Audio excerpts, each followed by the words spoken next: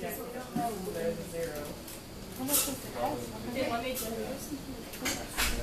reminds you to hurry and make it up faster. I know.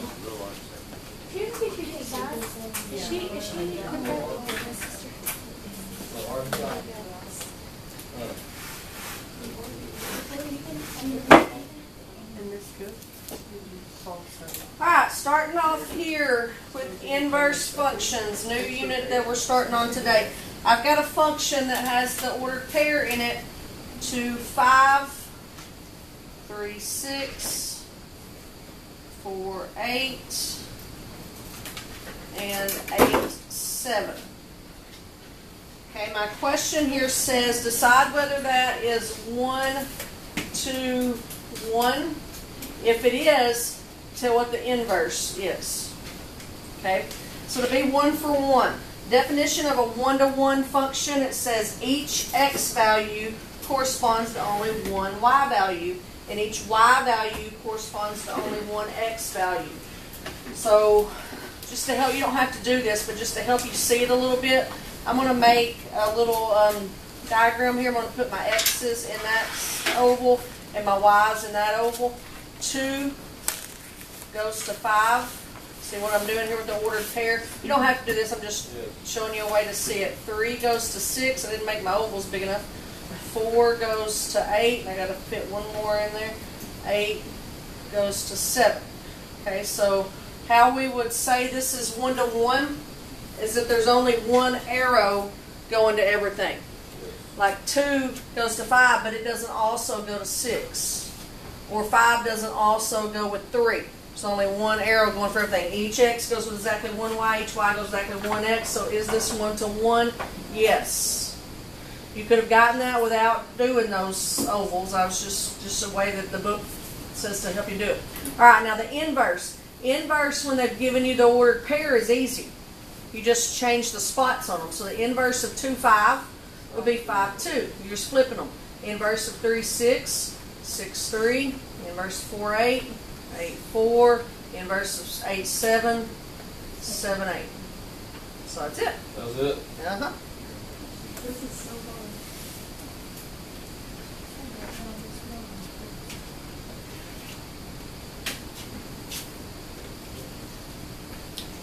hard. Alright, let's do another couple of those.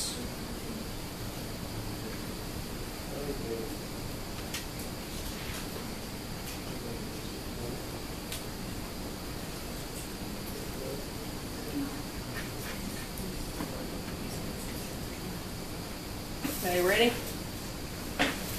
Alright, I've got here on this one, I've got 0, 3, negative 1, 2, and 1, 3. Okay, is it 1 to 1? And if it is, tell the inverse. Okay. I heard saw a couple of heads shaking. I heard a couple of you say the right answer, but I'm just going to put them in the circles again to show you. 0 goes to 3. Negative 1 goes to 2. 1 goes to 3. Uh-huh. So we had that 3 show up in there twice. So is this one 1 to 1? No way, Jose. 1 to 2. That's true. And so if it's not, we don't do it. Right. Oh, no. It always says if it is, find the inverse.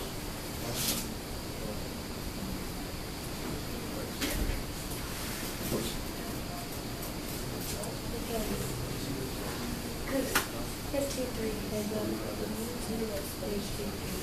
oh.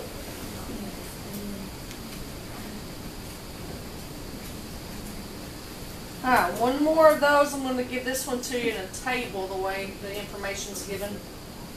We've got here distance and time.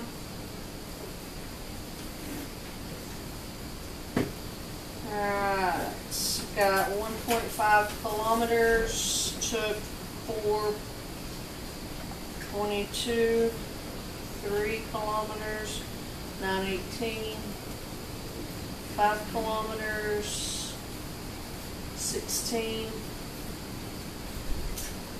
and 10 kilometers, 33, 40. All right, what we got here that says a Norwegian physiologist has developed a rule for predicting running times based on the time to run a 5K. An example for one runner is shown here. Okay, so if that person ran a 5K in 16 minutes, he could then use that to get all the other info out of that. All right, so is this a one-to-one function? Okay, this is all this is when they're given a table like that. Your left column is your X and your second column is your Y. So you know you're not going to have a repeat distance. They're not going to put another 5K over here in this one anywhere. But do you have any repeat times? Yeah. Nope, everything is one-to-one. So that one, yes, would be a one-to-one. So then its inverse, you would just flip it. You would put the times first and the distance second. So you have 422 to 1.5 kilometers, 9 minutes 18 seconds to 3 kilometers. Didn't put a kilometers up there on that 1.5. 16 minutes to 5 kilometers, 33 minutes and 40 plus your seconds to 10 kilometers.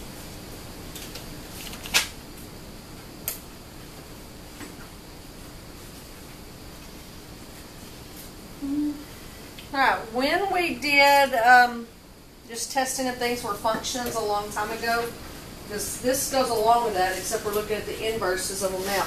When we did functions a long time ago, we had a type of a test that had to do with the line.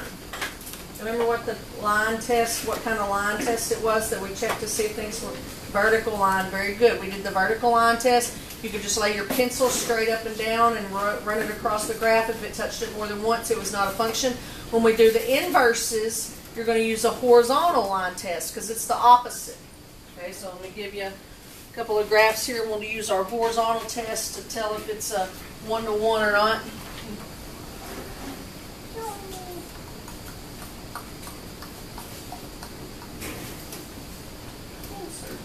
Alright, let's see here.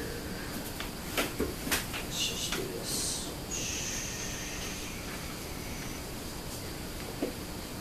Alright, so the directions say use the horizontal line test to determine whether it's the graph of a one-to-one function. So a horizontal line test to determine if it's a one-to-one function means that I can put a horizontal line through any part of that graph and it never touch it more than once. Okay, I'll use the big red one here so you can see it better. How many times did that horizontal line touch my graph? 1, 2, 3. So is this a one-to-one function? No, not one-to-one. Now some people will say, well, I could do a horizontal line test right there and only touch it once, but it's got to work for the entire graph. Okay? Alright, let's do one more of those. Easy schmeezy. Everybody okay?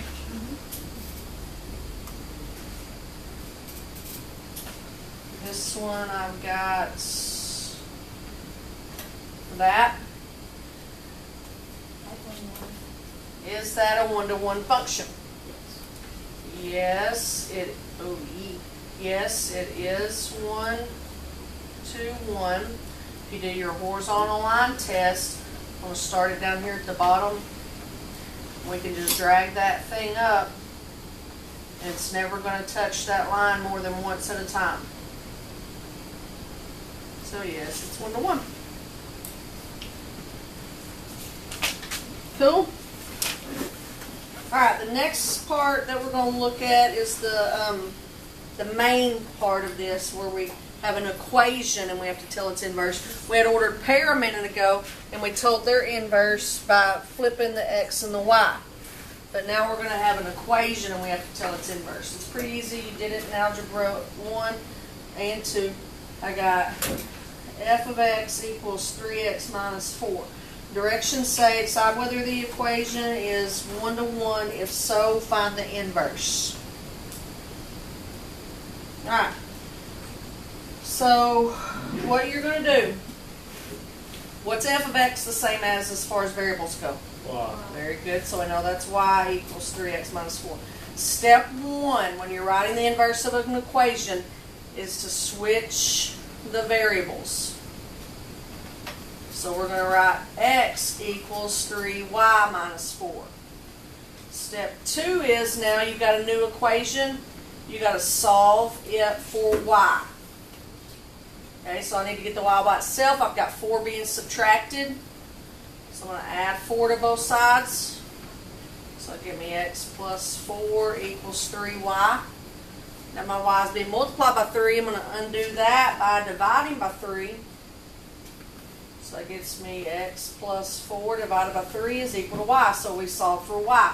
Now that is the inverse. X plus 4 divided by 3 is the inverse. There's some fancy notation for inverse.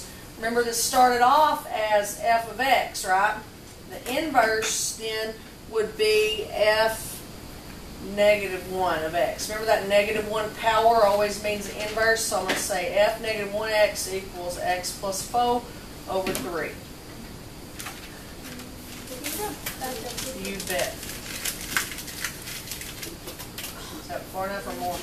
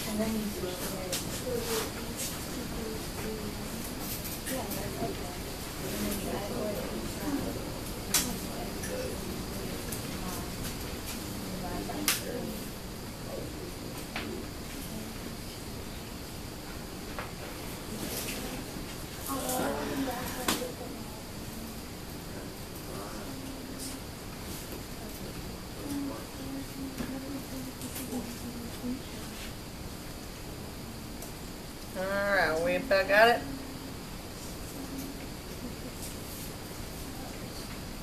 How did she get you straightened out?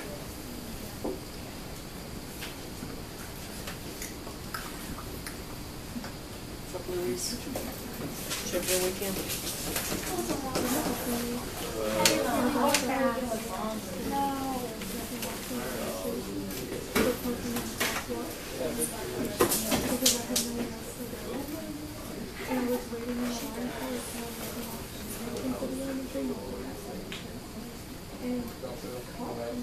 Alright, this one says f of x is equal to x cubed plus 1. Okay, we first off, directions are the same. If it's 1 to 1, find the inverse. So we first off have to always remember f of x is the same as y. So that would be y equals x cubed plus 1. Now after we remember that, step 1 is to switch the variables. So we'll say x equals y cubed plus 1. All the stuff, and I think what Katie was waiting to see if I did, all the stuff that was on with around the x goes with the y when you switch them. Because I didn't know if the cube would go on the other side of the so I was like, well, Alright, now to solve for y. We got 1 being added, so we subtract the mundo of that. X minus 1 is, whoops, and I wrote a y, dumb butt. X minus 1 was equal to y cubed. Undo the cubed by what? Cube root. Good job. So the cube root of x minus 1 is equal to y. Now rewrite that with your fancy inverse symbol. F of negative 1 to the negative 1 of x is equal to the cube root of x minus 1. Now I didn't talk a whole lot on that last problem that we did like this on whether or not it was 1 to 1, but we need to talk about that here. If I, would this one be 1 to 1?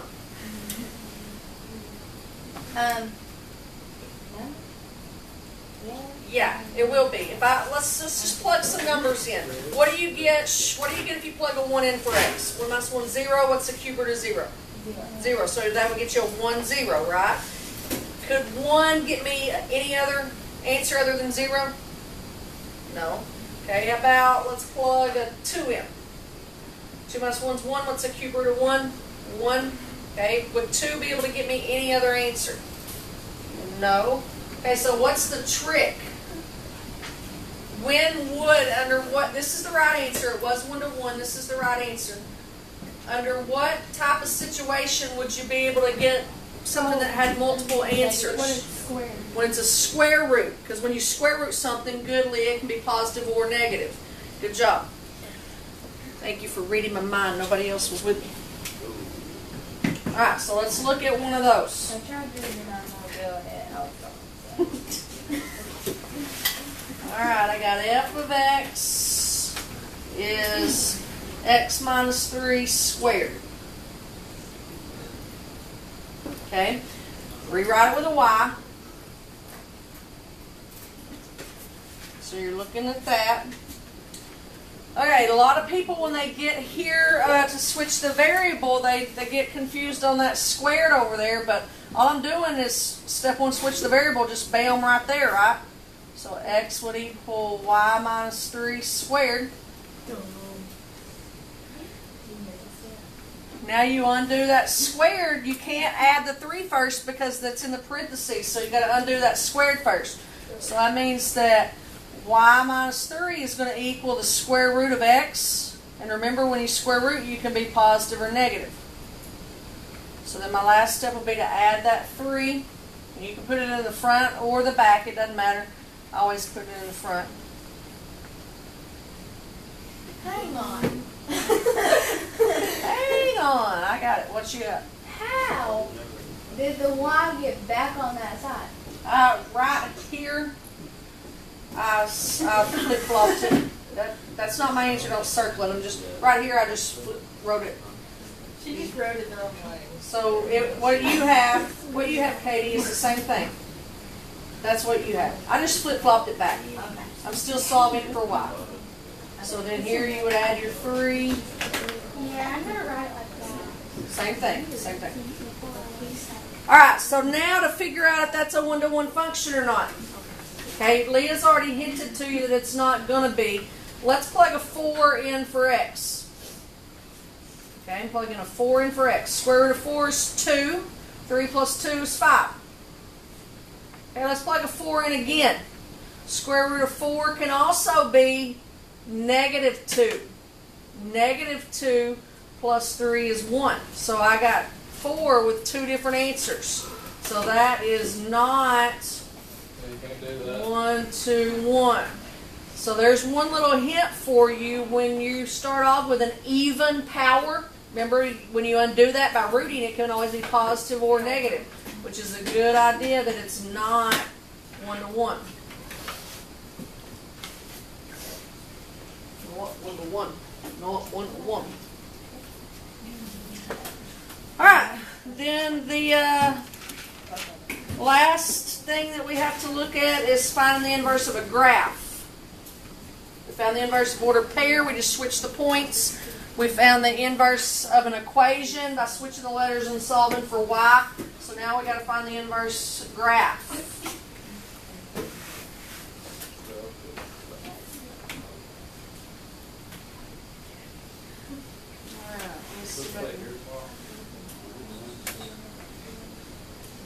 See, there's 0, 1, 2, 3, 4.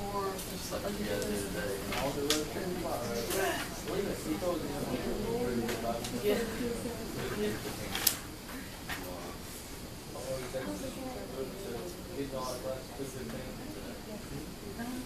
Alright, so we're given a graph, and I've tried to label some of those points. Let me get them labeled for you. That's over 1, 1, 2, 3, 4. So that's the point 1, 4. There's the point 0, 1. And this one is negative 1, 1/2. Okay, that helps you a little bit there drawing your graph. Directions say use the given graph to graph the inverse. Okay. Well, when we had ordered pair and we found the inverse of them early in the lesson, all we did was switch the ordered pair, right? So if I had 1, 4, shouldn't I have a 4, 1 on the inverse? Okay, so I'm going to go 1, 2, 3, 4, 1. If I had 0, 1, I should have flipped that, have a 1, 0. If I had negative 1, 1/2, flip that, I got a 1/2, negative 1. Okay, so you would see that graph looking something like that. Now, do you notice anything about those graphs? Cool looking graphs, that's a good thing. What else? No, they're like mirrors. Okay, good. They are mirrors, which means they're, Katie, starts with an R, reflected. Okay, what are they reflected over? Glad you asked. They're good. The origin, the line that they're reflected over is Line of symmetry. y equals x. Okay, which goes right through the origin, like y'all said, which is a line of symmetry, like y'all said. So inverses are going to be reflected over the line y equals x. Okay? Always. If you think about y equals x in slope-intercept form, it's got a 0 intercept and it's got a 1 slope. Rise 1, run 1. Rise 1, run 1. Rise 1, run 1. Okay? Because I graphed that red one just by flipping the points. Yes? Okay, so you know how all this stuff we just switch the x and the y? Uh-huh. So isn't that the same thing as y equals x? Hey, that's good thinking. That's pretty common sense. I like That's that. what I thought you were going to put down there, but then you put flipping and stuff form, and it was just nonsense. What Katie's saying here is when we switch the letters like we did earlier, y equals x, x equals y. Another way to do this would be your common sense counting.